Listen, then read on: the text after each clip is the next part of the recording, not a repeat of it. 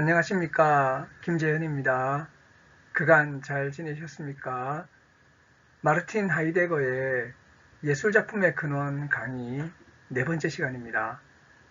오늘은 도구와 작품이라고 하는 주제로 이야기를 해보려고 합니다. 예술작품의 근원 전체에서 오늘 이야기가 어느 위치에 있는가 이야기를 드리고 강의를 진행해 보고자 합니다. 우선 예술작품의 근원은 짧은 머리말이 있지요. 머리말이 있고 이 머리말 다음에 이제 본론이 있는데요. 세 부분으로 나누어지게 됩니다. 사물과 작품, 작품과 진리, 진리와 예술, 그리고 이제 보탰말, 나중말과 보탰말, 이렇게 나누어지게 됩니다. 우리는 오늘 여기 어떻게 보면 뭐 1부나 1장이라고 해도 될 만한 부분이죠. 이 사물과 작품은 크게 세 가지를 다루게 되는데 이 사물과 도구와 작품, 이 사물, 도구, 작품 이 세 가지를 다루게 됩니다. 우리가 지난 강의에서는 사물에 대해서 이야기를 했고 오늘은 이제 도구와 작품에 대해서 이야기를 해보려고 합니다. 함께 본격적으로 한번 이야기를 해보시죠. 하이데거는 사물에 관한 이야기를 하고 난 다음에 이제 도구에 대한 논의로 넘어오게 됩니다. 우리 사물에 관한 이야기는 지난번 예술작품의 근원 강의 세 번째 강의를 참고하시면 되겠습니다. 그래서 도구에 대한 이야기를 하는데 이렇게 이야기를 하고 시작을 합니다. 도구의 도구적 성격에 이르는 길은 어떤 길인가? 이제 도구의 도구적 성격에 대해서 묻겠다고 하는 거죠. 그런데 우리가 습관적으로 도구를 해석하는 어떤 모습이 있다는 것입니다. 그렇게 이제 습성적인 해석에 침해를 받지 않기 위해서 이제 하나의 이제 그 도구의 예를 들어서 이야기를 풀어가 보겠다고 하는 것인데요. 농부의 신발을 택하겠다고 하는 것입니다. 농부의 신발. 특별히 이제 이 농부의 신발 중에서도 방고흐의 유화를 택하고자 한다는 거죠. 방고흐의 그림 중에 농부의 신발을 그린 그 그림을 가지고 도구 이야기를 하겠다라고 하는 것입니다. 상당히 좀 흥미로운 어떤 접근법이죠. 도구라고 하는 것, 존재와 시간에서는 유명한 망치를 가지고 도구 이야기도 하고 세계 이야기도 했던 것을 볼 수 있는데요. 이 예술작품의 근원에서는 실제 망치 같은 도구를 가지고 하지 않고 방고흐의 유화에 그려진 그 신발을 가지고 이야기를 하고자 한다는 것입니다. 그리고 나서 이렇게 이야기를 하는 거죠. 누구나 신발이 무엇인지는 잘 안다는 거죠. 그렇죠. 신발 모르는 사람이 있겠습니까? 우리가 뭐 신는 신발, 운동화, 구두, 슬리퍼, 화장실 신발도 있고 그렇죠. 신발이 뭔지는 다 잘 안다는 것입니다. 그 신발이 왜 있는 거죠? 신발은 신기 위해서 있는 거죠. 그래서 이제 여기서 도구, 이제 신발이라고 하는 도구에서 굉장히 핵심적인 것은 뭡니까? 신기 위한이라는 이제 용도죠, 용도. 용도가 핵심이라는 겁니다. 그리고 이 용도에 따라서 재료와 형태가 결정되는 거죠. 그래서 이제 군인들이 신기 위해서는 군화라고 하는 강하고 튼튼한 그런 이제 신발이 필요한 것이고, 춤추는 사람을 위해서는 또 그에 걸맞는 그런 이제 재료와 형태가 결합되는 거죠. 그래서 이 도구에 있어서 특히 이제 신발이라고 하는 도구만 보더라도 용도가 우선적이고, 그리고 재료와 형태라는 것이 용도에 따라서 결정된다는 사실을 우리가 볼 수 있다는 것입니다. 그래서 이제 이런 점을 이야기하면서 도구에 있어서 용도성이라고 하는 이제 딘리히카이트라고 하죠. 이 용도성이 굉장히 중요하고 핵심적이라고 하는 사실을 하이데거가 이야기하는 것을 보게 됩니다. 네, 여기까지 이야기하고 나서 하이데거는 도구의 도구 존재는 용도성 안에 존립한다, 이렇게 이야기를 하고 있죠. 도구의 도구 존재는 용도성 안에 존립한다. 하이데거가 존재와 시간에서는 손안에 있는 것, 손안에 있음에 이제 이 도구, 손안에 있는 것이라고 하는 도구의 존재는 사용사태라는 말을 했었죠. 무엇을 가지고 어디에 이렇게 이야기했었는데 여기에서는 용도성이라고 하는 것을 강조하고 있는 것을 보게 됩니다. 그래서 도구의 도구 존재라고 하는 것은 사실상 재료나 형태라는 것보다는 용도성이라고 하는 것이 더 근본적이라는 이야기를 하고 있다는 거죠.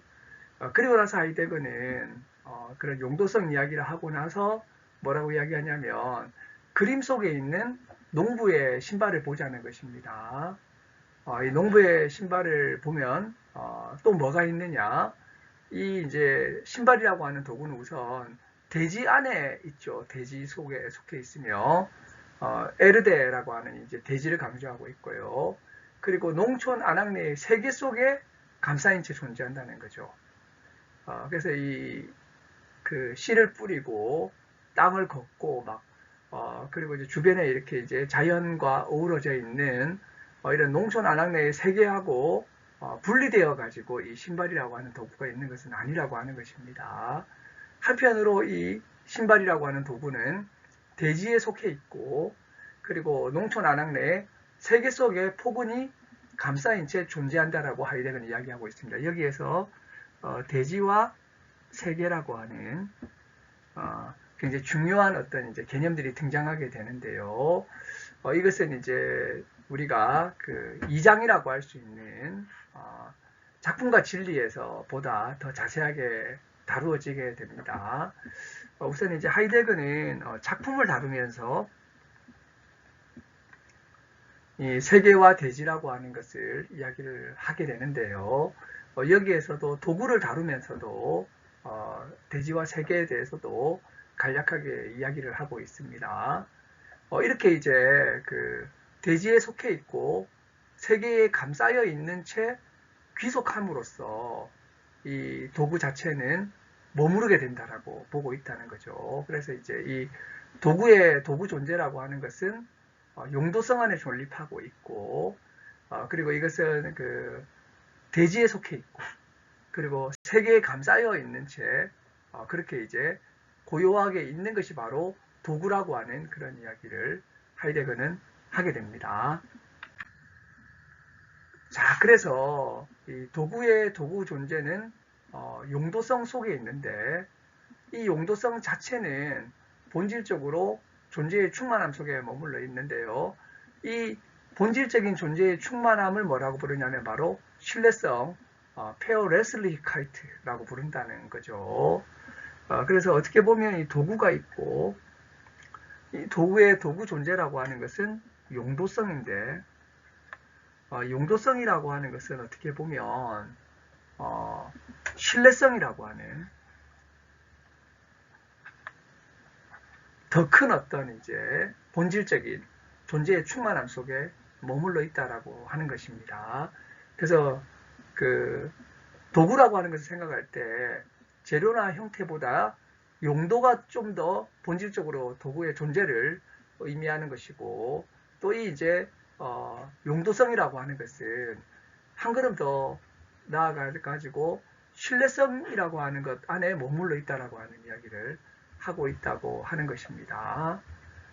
그래서 이제 이 세계와 대지가 이런 식으로 도구에 존재하고 있고 그 도구의 신뢰성이 세계에게 세계에 간직되어 있음을 마련해주고 대지의 지속적 세도의 자유를 보장해 준다라고 하면서 이 신뢰성이 바로 세계와 대지 이와 이제 연관되어 있다는 사실을 하이데거는 이야기를 해주고 있다고 하는 것입니다. 결국에는 도구에 있어서 용도성도 굉장히 중요하지만 이 신뢰성이라고 하는 것이 매우 중요하다는 사실을 우리가 알 수 있습니다. 자, 그렇게 보게 되면 대지 및 세계하고 연관되어 있는 이 신뢰성이 굉장히 중요하다는 사실을 알 수 있죠. 그리고 이제 이 용도성이라고 하는 것은 신뢰성의 이런 결과 같은 것으로 이렇게 이야기를 하고 있다는 것입니다. 그래서 하이데거는 이렇게 이야기하죠. 도구의 도구 존재, 즉 신뢰성은 그러니까 이제 도구 존재가 용도성에 있지만 그보다 더 근원적인 것이 위상적으로 신뢰성이라고 하는 거죠. 이 신뢰성이 모든 사물을 자신과 자신의 이 방식과 범위에 따라 자기 안에 모아들인다고 하는 것입니다. 그래서 이제 도구의 용도성이라고 하는 것은 신뢰성의 본질적인 결과라고 이야기를 하면서 이 신뢰성이 없으면 용도성은 아무것도 아니다라고 하는 이야기를 하이데거가 하고 있는 것을 보게 됩니다. 신뢰성이 없으면 용도성은 아무것도 아니다 라고 하게 되는데 신뢰성보다 한 단계 낮은 이상이 바로 용도성인 거죠. 자, 그런데 이 용도성에서 한 단계 더 이렇게 이제 낮아지게 되면 도구 존재가 황폐해 버리게 된다는 것입니다. 그래서 그 사용되고 소모되는 어떤 방식으로 도구가 전락해 버리게 된다는 거죠. 그래서 도구는 쉴 새 없이 사용되고 소모되면서 사용한다는 사실 자체마저 무뎌지게 되면서 이 도구 존재가 황폐하게 되고 단순한 도구로 전락하게 된다는 것입니다.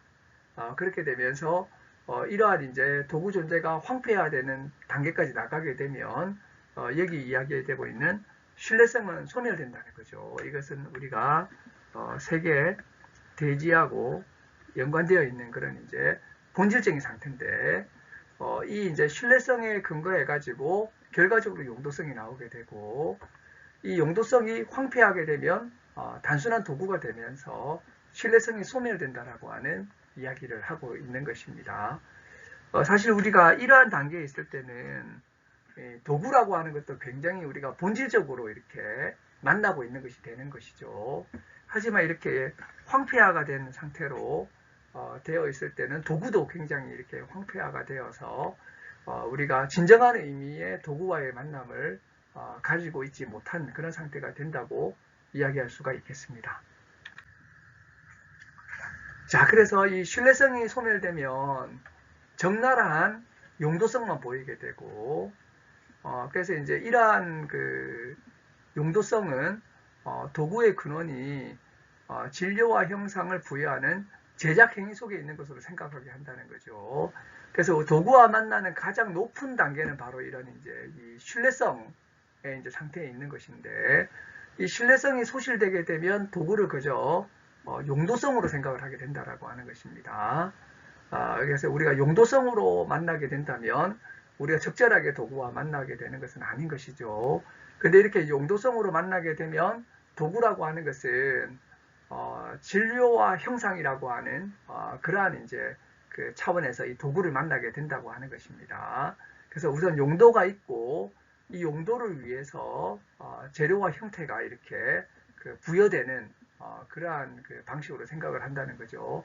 하지만 도구의 진정한 유래는 이런 용도성에 있는 것은 아니라고 하는 것입니다. 오히려 진정한 도구의 어떤 이제 본질은 자기 안에 고요하게 머무르는 이 신뢰성 속에 있다라고 하는 거죠. 그렇기 때문에 도구의 이제 핵심과 본질은 신뢰성에 있다는 사실이 굉장히 중요하다고 할 수가 있겠습니다.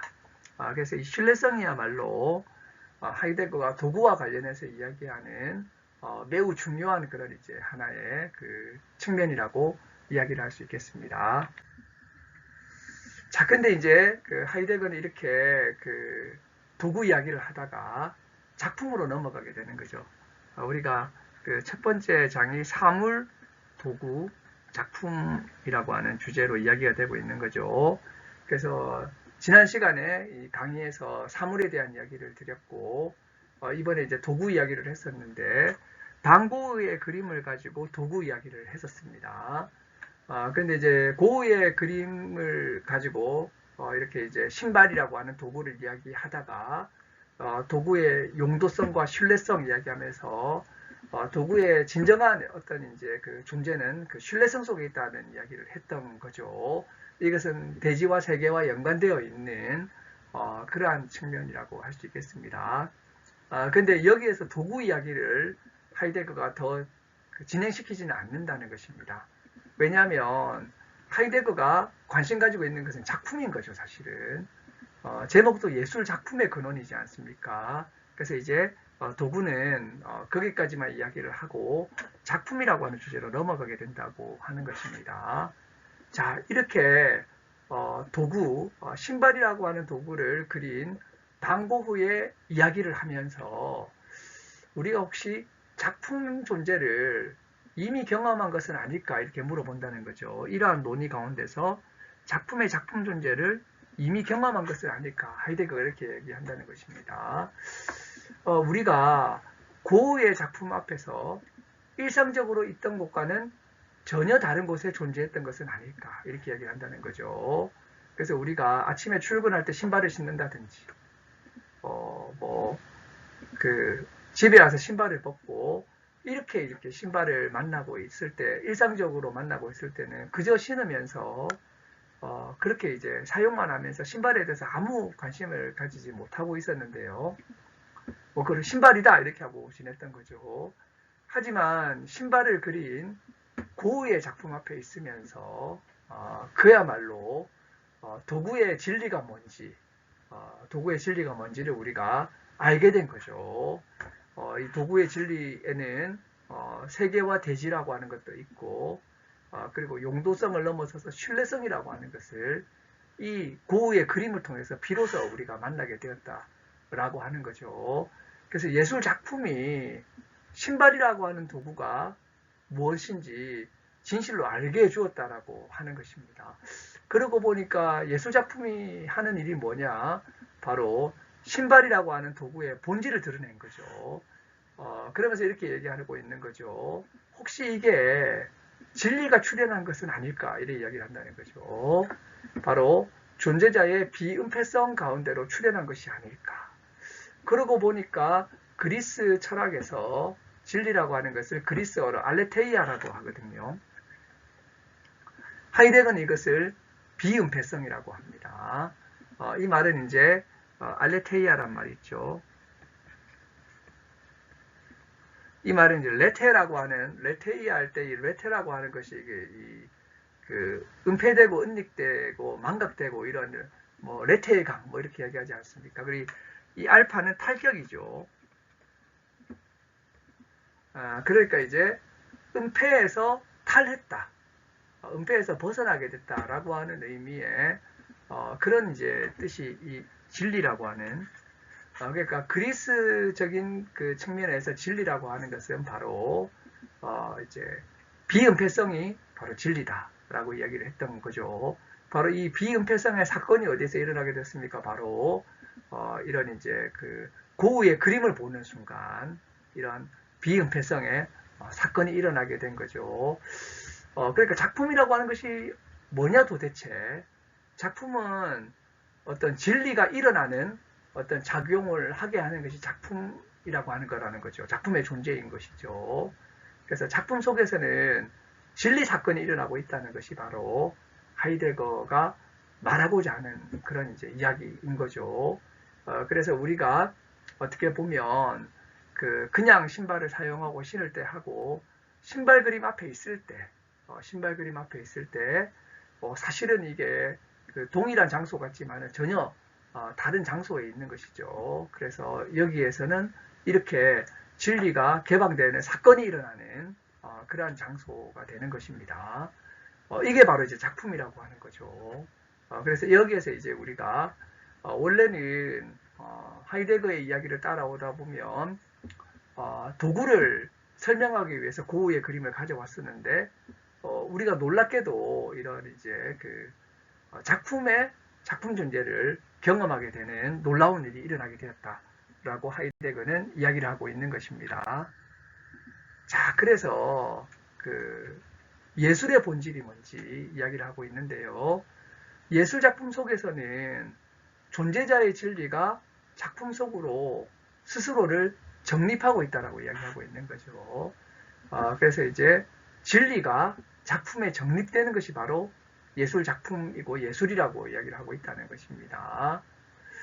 자, 그래서 한 컬레의 이제 농촌 아낙네의 신발이 사실 뭐 비평가들이 이게 아낙네의 신발이 아니라는 이야기도 하죠. 뭐 그것은 이제 우리가 지금 논의하는 데는 그렇게 중요하지 않다고 생각이 됩니다. 어쨌든 이제 이 농부의 신발이 작품 속에서 자신의 존재의 빛 가운데로 들어서게 됐다는 것입니다. 바로 이렇게 이제 예술 작품, 고의 그림이라고 하는 것을 통해서 신발이 존재의 빛 가운데로 들어서게 됐다는 거죠. 그래서 이 존재자의 존재가 바로 개방된 장소, 이런 이제 그 개방된 장소에 도달하게 되었다라고 이야기를 하면서 예술의 본질이라고 하는 것은 존재자의 진리가 작품 속으로 스스로를 정립하게 되는 사건으로 이야기를 하고 있다고 하는 것입니다. 이것은 매우 어떻게 보면 충격적인 이야기죠. 지금까지 예술이라고 하는 것은 대체로 아름다운 것이라든지 아름다움과 관계한다는 것이라든지 이런 이야기를 했지만 진리와의 연관 속에서 숙고되지 않았죠. 그래서 대체로 이 예술은 미와 연관되어 가지고 이야기되고 또 아름다움은 미학의 영역에서 다루어지게 되는데요. 하이데거는 이것을 진리와의 연관 속에서 예술을 이야기하기 시작했다는 것입니다. 그래서 예술은 진리하고 연관되는 거예요. 그 진리가 정립되는 것이고 작품 속에 예술 작품이라고 하는 것은 진리가 작품 속에 스스로를 정립하는 그런 것이 바로 예술 작품이라고 이렇게 하이데거는 이야기하고 있다는 것입니다. 그리고 이 진리는 바로 존재자의 진리인 것이죠.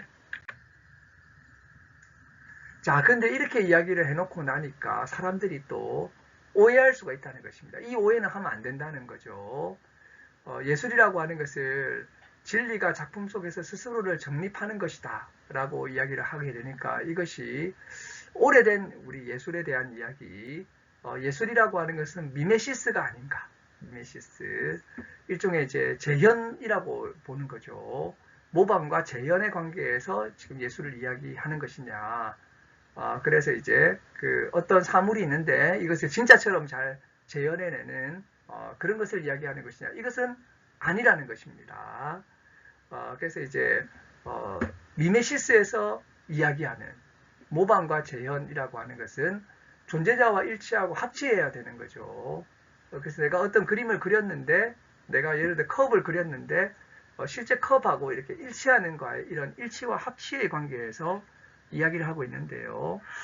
이것을 이제 중세에서는 아데크바치오라고 불렀고 그보다 더 일찍이 그리스에서 아리스토텔레스는 호모이오시스라고 불렀다는 것입니다.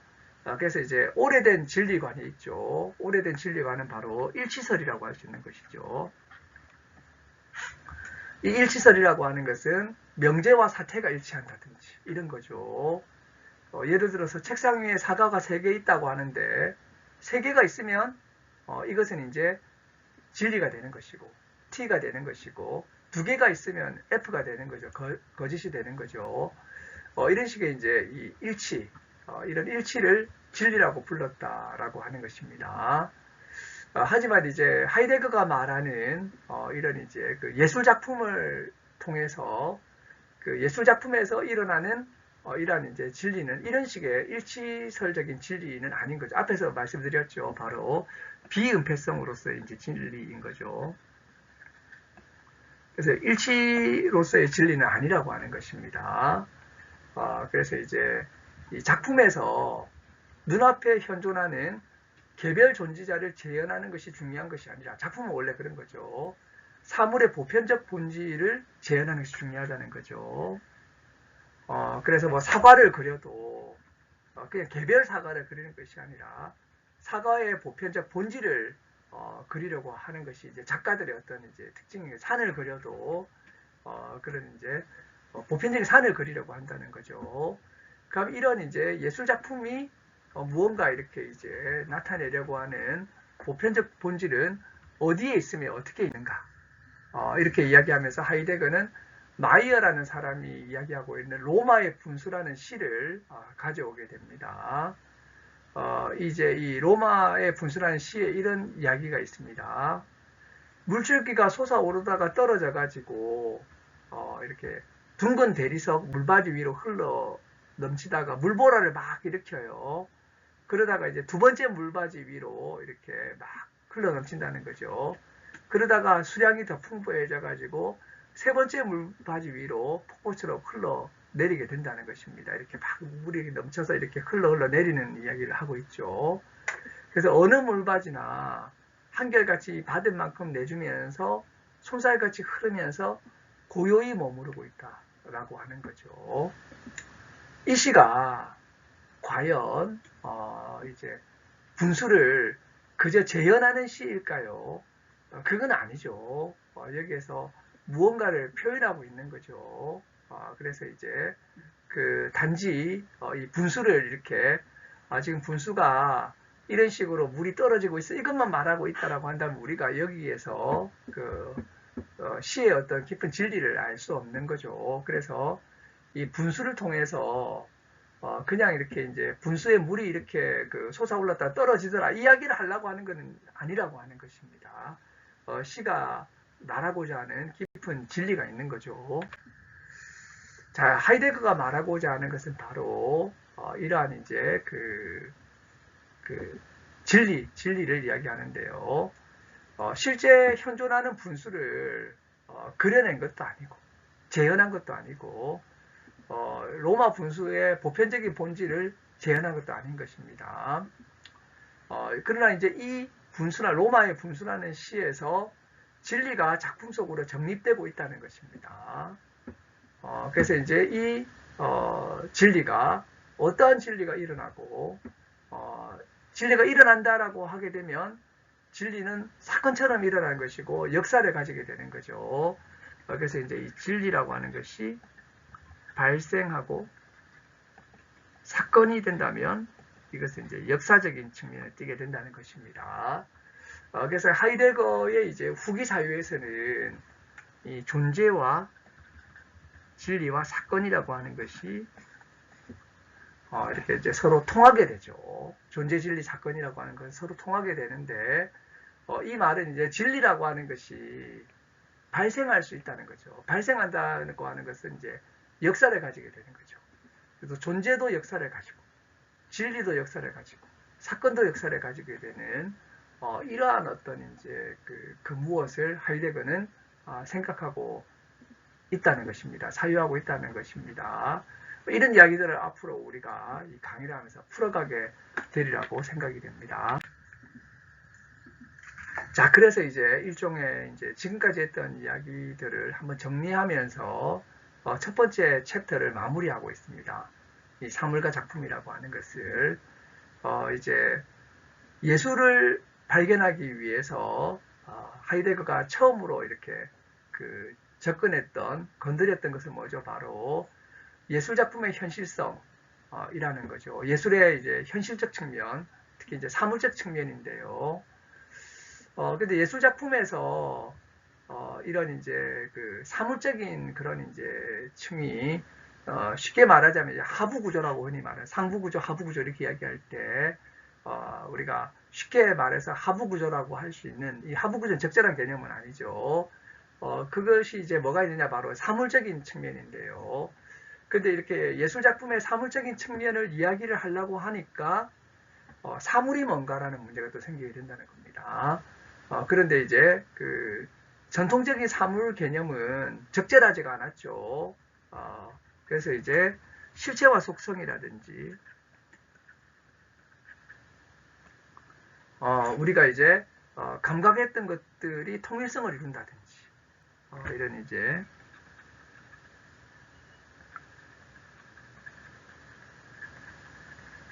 진료와 형상이라든지 이런 것들은 이제 적절한 사물 개념이 아니라는 거죠.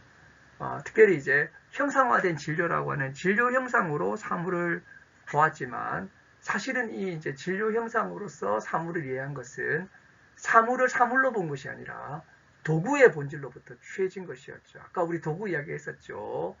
진료와 형상은 사실 어디에서 또 근원을 두고 있는 용도성에 근원을 두고 있는 것이고 용도성에 더 심층에는 뭐가 있냐면 신뢰성이 있는 것인데 어쨌든 이제 그 전통적인 사물 개념 이 세 가지는 다 이렇게 이제 적절치 않다는 것이 하이데거의 이야기고 그래서 이 우리가 이 사물이라고 하는 것을 알기가 어렵고, 야, 이 사물이 쉽지 않구나 라고 하는 이야기를 하고 도구로 넘어왔던 거죠. 그래서 이제 도구를 이야기하다가 결국에는 뭘 했습니까? 하이데거는 반고흐의 그림을 가지고, 반고흐의 작품을 가지고 도구가 무엇인지를 말하게 했던 것이죠. 그래서 이제 그렇게 하는 과정 가운데 어떻게 된 겁니까? 바로 작품 속에 바로 이렇게 존재의 진리가 정립되고 일어나더라 라고 하는 이야기를 하게 되었던 것입니다. 자, 그래서 이렇게 이제 논의가 요약될 수 있는 거죠. 이제 사물을 이렇게 이제 그 작품의 사물적 측면을 바라본다고 하는데, 이런 이제 이 사물 개념이 사실 이렇게 그 한계를 가지고 있었던 것입니다. 그래서 이제 우리가 작품의 현실성이라고 보통 부르는 그런 이제 사물적 하부 구조가 우리가 그냥 알고 있던 그런 방식으로 작품에 속해 있지 않다는 거죠. 그러니까 그래서 우리가 작품이라고 하는 것이 있으면 작품은 어떤 진료적인 측면이 있는 거야 라고 이야기를 한다는 거죠. 음악에는 음이 있고, 그리고 이제 시에는 어떤 언어적인 그런 이제 소리나 그 글이 있고, 그리고 그림에는 이렇게 어쨌든 이제 그림이나 이런 이제 그 조각 같은 것도 사물적인 면이 있다는 거죠. 이것을 이제 우리가 하부 구조라고 하고, 그것이 표현하고 의미하고자 하는 것을 상부 구조라고 하고, 이런 식으로 봐서는 안 된다는 것입니다. 우리는 사실은 이런 이제 사물이라고 하는 것도 잘 모른다는 거죠. 그리고 이제 우리가 또 사물이라고 하는 것을 도구를 중심으로 보면서 작품도 도구를 중심으로 보려고 할 수 있다는 것입니다. 그렇게 생각된다면 작품이라고 하는 것은 미학적 가치가 첨가된 도구라고 생각할 수 있는데 그것도 아니라는 거죠. 그래서 작품을 작품 고유의 어떤 입장에서 바라보아야 될 필요가 있다라고 하는 것입니다.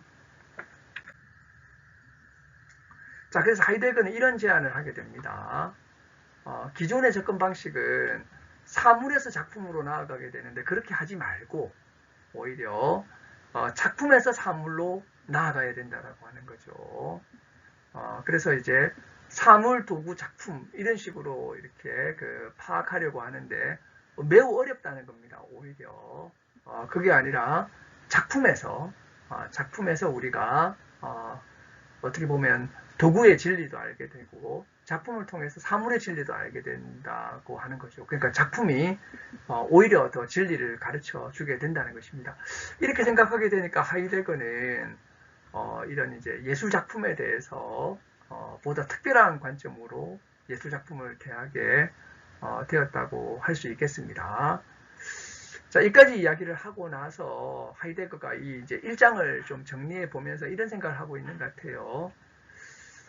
예술 작품의 근원이라고 하는 그런 이제 주제로 이야기를 시작했는데 작품에 대해서 제대로 묻지 못하고 절반은 사물에 대해서 또 절반은 도구에 대해서 이야기를 해온 것이 아닌가 이런 생각을 하게 됐다는 거죠.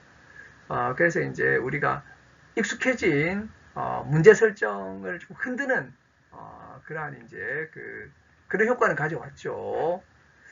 근데 이제 이런 이제 1장의 이야기를 통해서 알게 된 것은 존재자의 존재를 사유할 때만 작품의 작품적 성격, 도구의 도구적 성격, 사물의 사물적 성격을 알 수 있고 그게 가까워진다라고 하는 것이고요. 이러한 이제 사유는 어떻게 보면 이제 사이비 개념을 밀어내는 데 도움이 된 거죠. 그래서 이제까지 역사적으로 오랫동안 전해져 내려왔던 사물 개념, 도구 개념, 작품 개념 다 이렇게 깨어진 거죠, 이제. 이러한 것도 상당히 유의미하다고 생각이 됩니다. 현상학적 해체라고 부를 수 있을 그러한 하나의 이제 과정이었다고 생각이 됩니다. 그래서 이제 이런 과정을 통해서 기존의 어떤 개념들은 다 폭파돼 버린 거죠. 그리고 나서 이렇게 이야기합니다. 사물을 통과해서 작품에 이르는 것이 아니라 원래 단순한 사물이 있는 거야. 그 가운데 인간의 작업이 들어가 가지고 도구라고 하는 것이 만들어지고 그 위에 보다 정신적인 것이 첨가되게 되면 작품이 되는 거야. 이러한 이제 그 생각을 하는 그런 이제 과정을 밟지 말고 오히려 예술 작품을 통해서 사물에 이르러야 된다는 거죠. 작품을 통해서 도구가 뭔지도 알게 되고 신발 그림을 통해서 이렇게 이제 신발의 진리가 이렇게 이제 정립되고 발생하고 일어나는 거죠. 그리고 나서 이제 작품을 통해서 사물에도 이르러야 된다는 것이 이제 하이데거 여기서 주장하는 이야기입니다. 왜냐하면 예술 작품은 존재자의 존재를 열어놓고 예술 작품은 진리가 정립되는 것이고, 그래서 예술은 진리가 작품 속으로 스스로를 정립하는 것이고, 이렇게 이야기를 하고 있다는 거죠. 자, 그래서 이제 예술로서 스스로 생기하는 것에 대한 지히 에어 아이그넨, 여기서 에어 아이그니스라고 하는 하이데거 후기 사유에서 가장 중요한 단어인 거죠. 심지어 이 하이데거가 보통 말하는 자인 혹은 자인, 이게 좀 더 이렇게 이제 더 중요한 단어죠. 이거보다 이게 더 중요할 수도 있습니다. 바로 이러한 이제 그 예술로서 이렇게 이제 그 생기하는 이런 이제 존재와 진리 이야기 하면서 이 작품 속으로 스스로를 정립한다는 것이 도대체 무슨 뜻인가? 진리가 작품 속으로 스스로를 정립한다고 했는데 이게 도대체 무엇을 뜻하는가? 이것이 바로 그 두 번째 부분, 이제 두 번째 부분의 핵심인 거죠. 바로 작품과 진리라고 하는 이러한 이제 부분의 핵심이 되는 거죠. 이것은 바로 이 2장이라고 할 수 있는 작품과 진리로 넘어가는 하나의 이런 이제 마지막 물음이 된다라고 하는 것입니다. 그래서 이 진리라고 하는 것이 매우 중요하죠. 그래서 이제 후기 하이데거에게서 존재 진리 사건이 매우 근본적인 것인데 이 다음 장에서는 진리에 대해서 보다 깊게 논의를 하게 된다고 하는 것입니다. 자, 그래서 그 예술작품의 근원 1장에서는 사물과 도구와 작품이라고 하는 것이 어떠한 것인가에 대한 하이데거의 어떤 이제 그 이야기를 볼 수 있는데요. 특별히 이제 그 작품에서 이제 진리 문제가 다음 장에서 보다 깊이 다루어진다고 할 수가 있겠습니다. 네, 이렇게 함으로써 예술작품의 근원 뭐 일부라고 해야 될지 1장이라고 해야 될지 이 부분이 끝이 나게 되었는데요. 네, 긴 강의 들어주셔서 감사합니다. 우리 다음 영상에서는 2장 작품과 진리를 함께 다루어 보도록 하겠습니다. 오늘 영상은 여기까지 하겠습니다. 네, 감사합니다. 감사합니다.